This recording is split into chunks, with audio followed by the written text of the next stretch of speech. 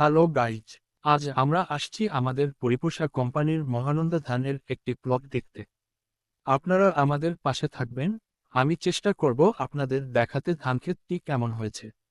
আমাদের পাশে যাকে দেখছেন উনি হলেন আমাদের কৃষক ইয়াছিন আলী। গাঁও বাঘবর পাথার, জেলা বরপেটা, রাজ্য আসাম। উনি এখানে সর্বমোট 5 থেকে 6 বিঘা জমিতে আমাদের মহানন্দা ধান চাষ করেছেন।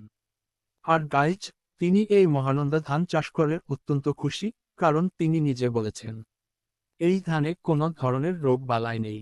ধান মাটিতে ভেঙে পড়ে না। গত 3 বছর ধরে তিনি নিয়মিতভাবে এই ধান চাষ করছেন। অন্যান্য ধানের তুলনায় উৎপাদন অনেক বেশি। তাই উনি আমাদেরকে আশ্বাস দিয়ে বলেন আগামী বছর আরও বেশি করে লাগাবেন। সঙ্গে উনার এলাকাবাসী যারা আছেন তারাও বলেছেন 2-4 বিঘা করে সবাই লাগাবেন। আরেকটা কথা আপনাদেরকে বলি, আপনারা যারা যারা ভাবছেন যে আগামী বছর ধান চাষ করবেন, আশা করি যে যতটুক পারেন আমাদের মহানন্দা ধান লাগানোর জন্য চেষ্টা করবেন। আর যারা যারা আমার এই ভিডিও দেখছেন একটা করে শেয়ার করে সবাইকে দেখার জন্য সুযোগ করে দেন। ধন্যবাদ।